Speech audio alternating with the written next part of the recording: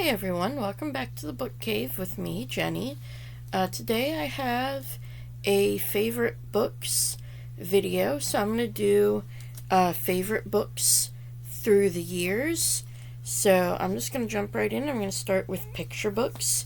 So we have the Mr. Putter and Tabby series, and along with this we have the Henry and Mudge series. And I really enjoyed both of these series. I did reread them a couple years ago as part of my nostalgia read to read, favorite books from childhood. And this was, a fun little cute series, very nicely illustrated.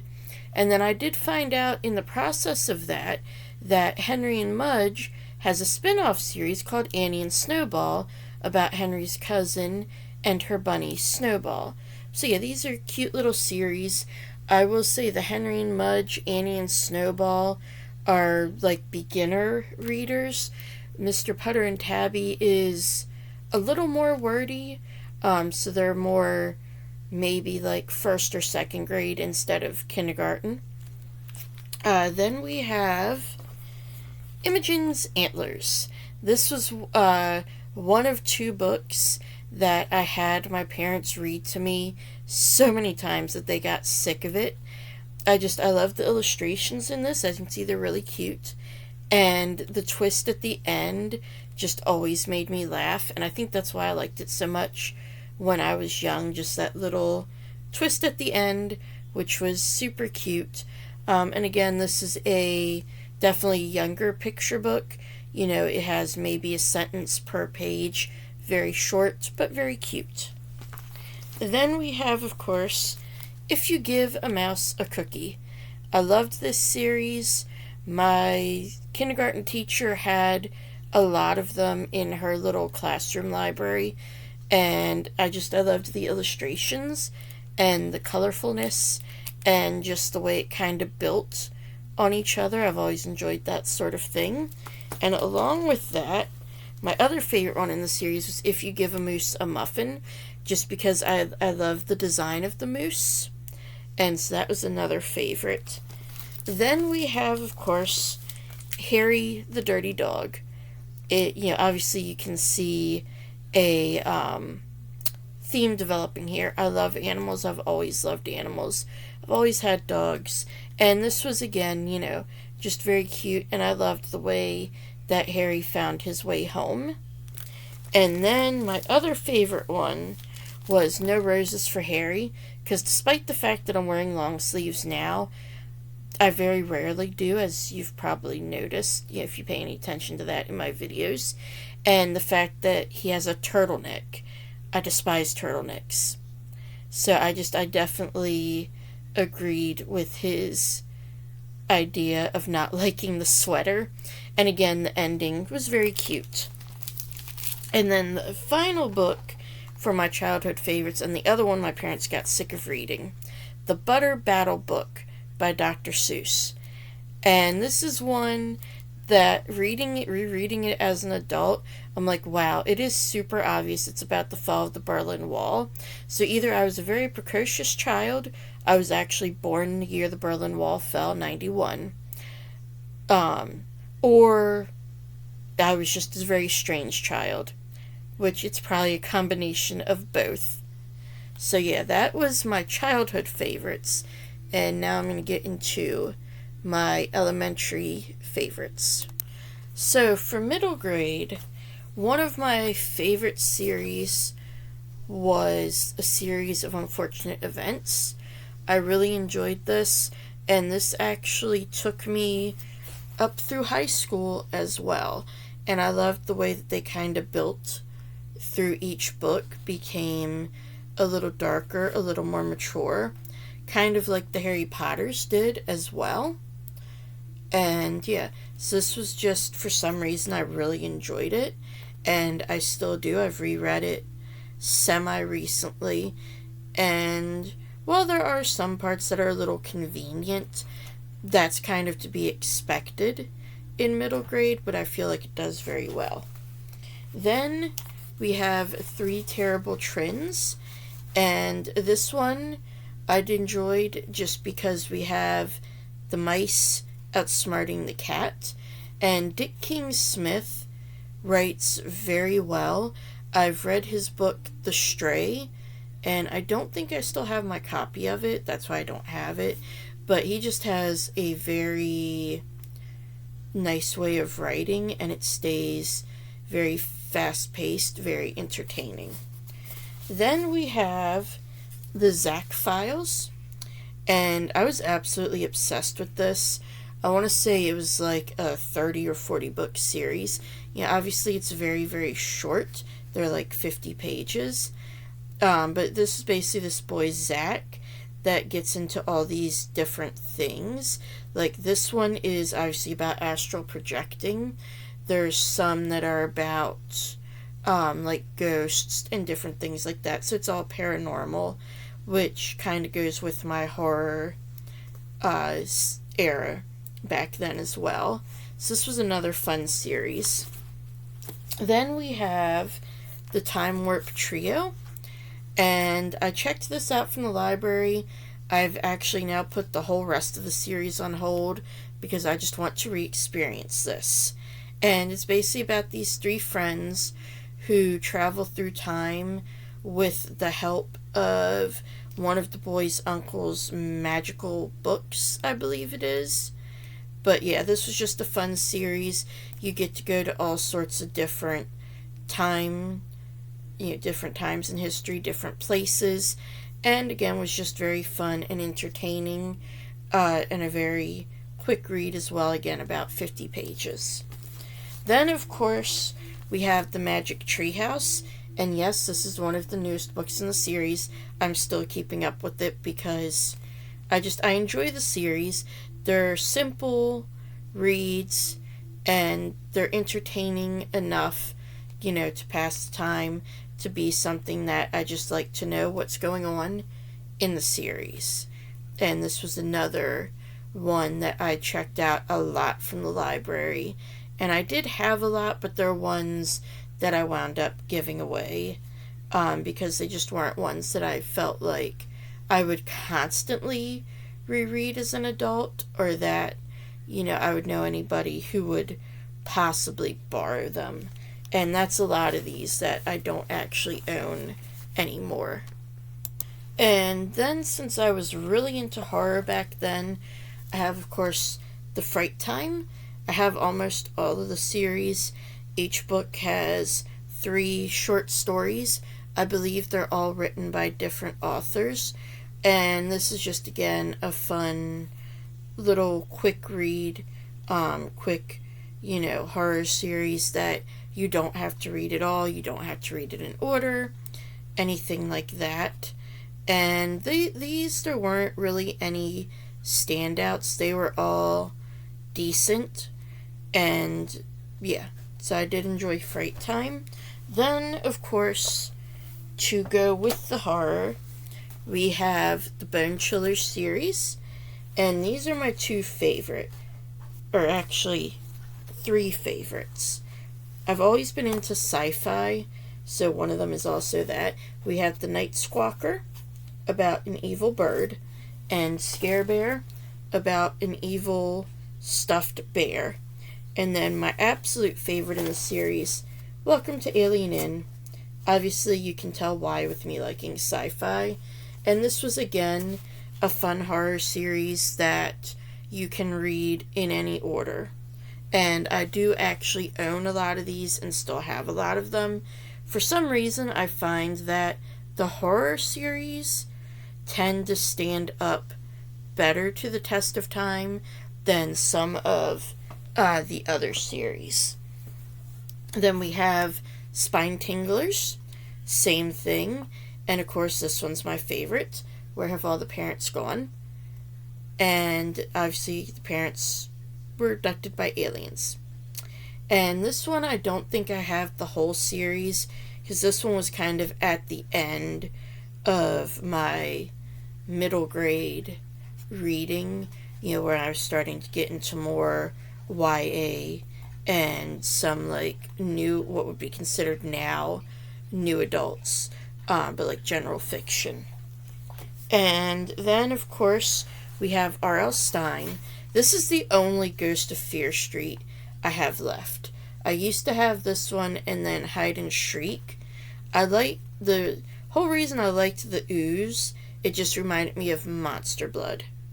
And that can be kind of unfortunate sometimes, but I thought this was actually better than Monster Blood.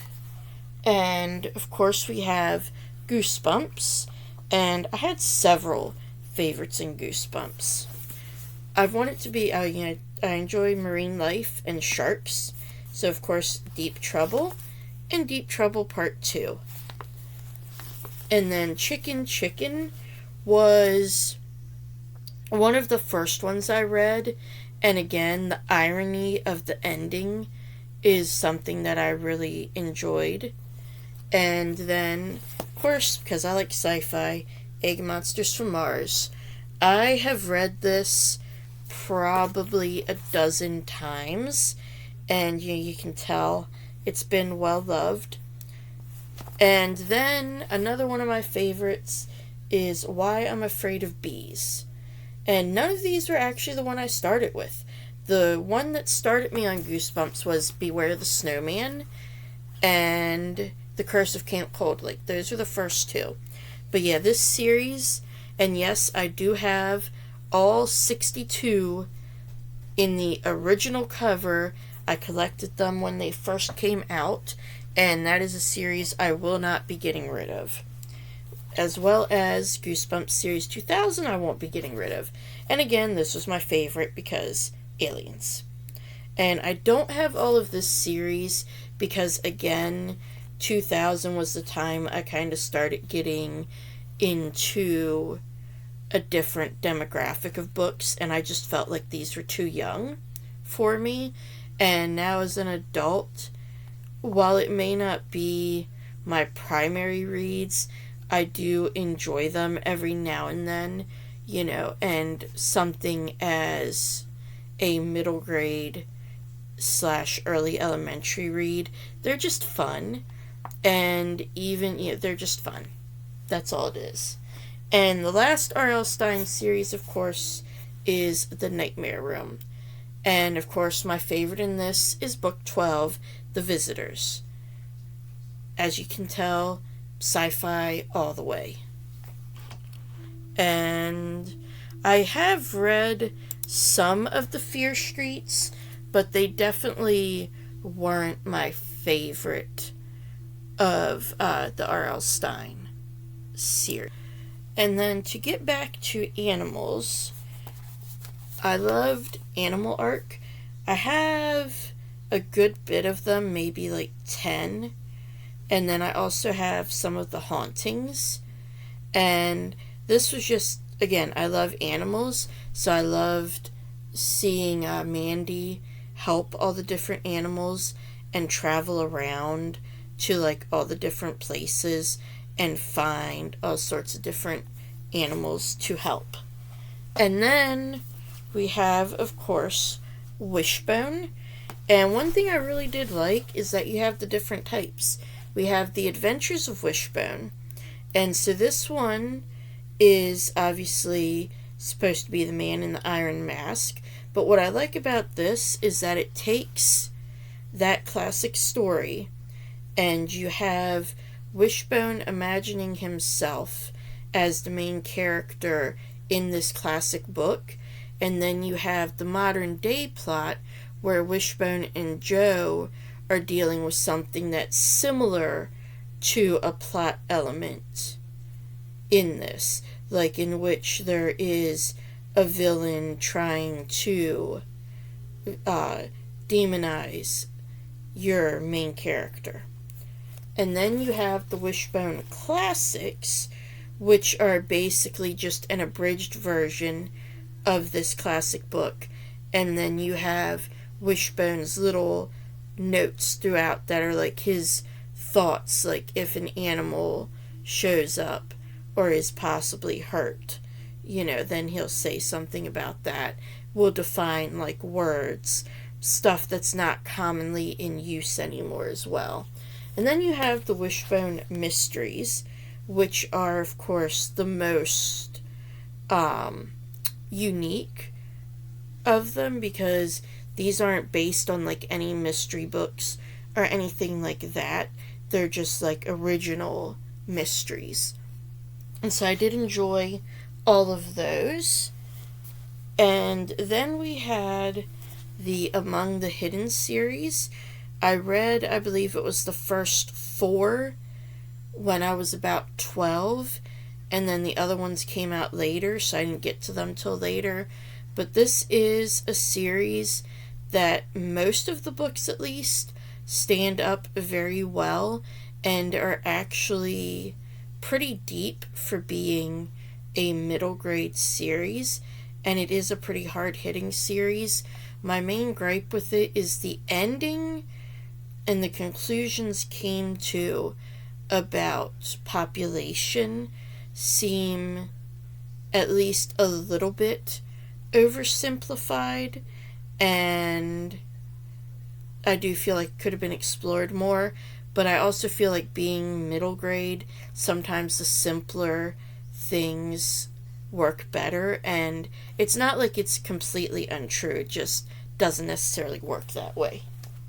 Then we have, of course, the Artemis Fowl series, and I loved this series. I loved the whole fairy aspect of it, and I believe this one also took me through high school. I started in middle school, read it through high school, and I got through the first 5 books. I have since finished the rest of them. I believe it was right before I started this channel. I may be doing a reread of a lot of these, because this is one that I own, to do videos on them for a Nostalgia Reads thing at some point. And then we have Animorphs.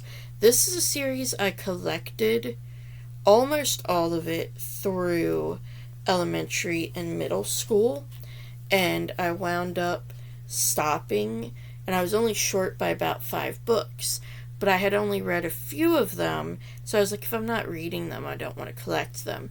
And then one day I kind of looked over, I was like, you know what, I have them, I'm going to at least read them, and then if I don't like them, get rid of what I have.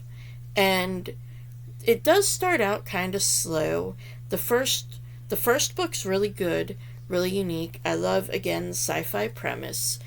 Then by about the 4th book, you do get a little bit of repetitiveness, but then the 5th book you pick up, and then by the time you get halfway through the series, like this is supposed to be middle grade, the stuff it explores by about halfway through the series, and the characterization, the cost of war, and being a, basically secret operative is absolutely amazing.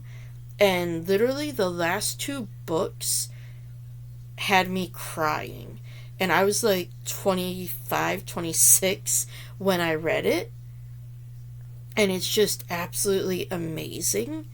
And I feel like it could definitely be for like anybody.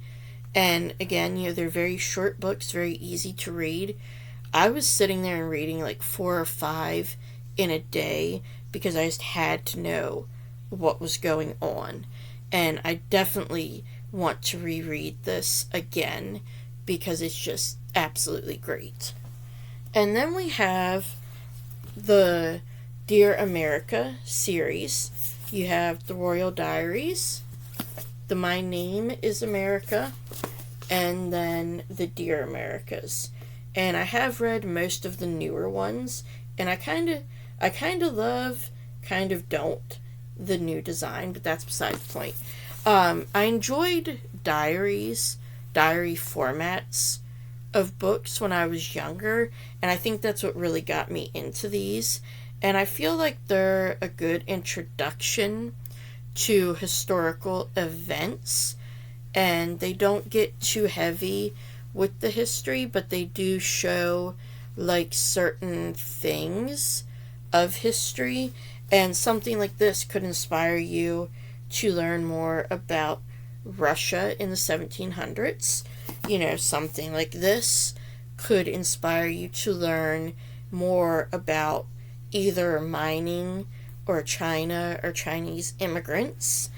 And something like this one could inspire you to learn more about Jackie Robinson or, the civil rights movement, anything like that. So I feel like they're a great jumping in point, even though you may not get like the full historical, being 100% accurate, but they're definitely something that I could recommend as like a start. And definitely for reluctant readers, because being in diary format, a lot of the entries are relatively short, so you can read 4 or 5 paragraphs and you're at a stopping point. And so I feel like that's a good way to kind of build up to read more. And I think that is part of what allowed me to really like concentrate on the books, because I loved to be outside while also loving to read. So it's kind of always a battle between that for me, and those allowed me to very easily do both. And then I have 2 standout series from high school. And one of those is The Lux. And I believe this was my first historic romance book that I read. It is a YA series, so it's, not very spicy. It is definitely romance centered, but it also very strongly explores New York in, I believe it's like the 1700s, the late 1700s. And I'm sorry, there it is, 1899. So, right on the edge between when you had your old money and then the new money coming in. And I just loved the atmosphere in this book and the mystery in it. And it is a 4-book series. And I just really, really enjoyed it. And then, of course, we have Eragon. And I read Eragon and about half of Eldest. And then I just kind of stalled out in high school. Again, recently reread it. And I enjoyed it. It's a good introduction to fantasy. And I do feel like probably the first book is the strongest out of the series. Of course, that may just be because I did read the whole entire book during high school, so this book is completely nostalgia, whereas the next 3 aren't quite as nostalgic. And that is all for my middle and high school. So now I'm going to grab the adult. Okay, so for adult books, this was the first one I discovered, Flowers for Algernon. And this is another one that the ending always makes me cry. And I don't know what it was about this book that just hit me, but I absolutely loved it. I've reread it 2 or 3 times, and I have loved it every time. Absolutely 5 stars. Love it, love it, love it.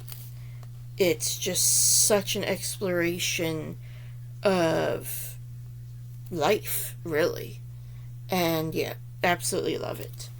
And then we have Lisa C. This was the first Lisa C book that I read, Peony in Love. And I absolutely love her writing. I will say I've read almost all of her books. I'm actually in the middle of her newest, which is Lady Tan, and I have not read her mystery series, but the 3 books she has that are set in America, or at least partially in America, which is China Dolls, Shanghai Girls, and Dreams of Joy, and they're also set in a more modern time. I feel like those 3 are probably her weakest books. And now, of course, the Tea-Girl of Hummingbird Lane is set in more modern times, but that one is actually set almost exclusively in China, and I feel like she writes better with that. And it might just be her characters too, because like I love in all her books you have such great friendships between the women and just such like complicated relationships as well. And that's one thing I'm loving in Lady Tan's Circle of Women. It's set back in the 1400s, you know, and of course men had a wife and then concubines. And I love how even though the main character is not the daughter of the concubine still really, really cares for her, and it's very obvious. And then it's very obvious that the main character's mother really, really cares for the concubine's son. And I just love how it's such like a warm relationship. Then a book that my friend gave me is The Speed of Dark, and this is actually pretty similar, I think, to Flowers for Algernon, in that they're both about a man who has mental challenges, and then there is something that comes up that is able to fix these mental challenges, and the man decides to go for it for different reasons. Obviously there's different mental challenges, because in this book it is about the autism spectrum, and Flowers for Algernon is about mental delays and learning disabilities. But the way the world is navigated, you know, and you see the way that other characters react to the character who is different, is explored in both of these. The impact of making these people what would be considered normal, you know, and was their life before bad, or was it just different? And that exploration is handled in this as well, and so this was another one that I really, really like. And then my final book is Never Let Me Go, and again, I don't know what it is about this book that hit me, but I read it and I absolutely loved it. And then I saw a friend on Goodreads who had reviewed it and said there was a movie, and I got the movie, and the movie was again amazing, followed the book really closely. And one thing I do like about this is that it follows a utopian / dystopian society. And it depends, is it a utopia or a dystopia, on whose point of view you're in. And then I also like the fact that it explores the main characters not trying to change the system or not trying to tear it down. They're just like, hey, can you give us this little bit of extra time? And that's basically it. They don't want to destroy the system. It's just really unique, and the characterization, I feel like, is really well done, and there's some really good quotes in this. So those are my favorite books and series throughout my life up to this point. And as always, if you like this video, hit that like button. If you want to see more bookish content from me, hit subscribe. And let me know down in the comments, what are some of your favorite books? Because I would always love to know that. Maybe get some new recommendations of what to read. But that's all I have, so I will see you next time in the book cave.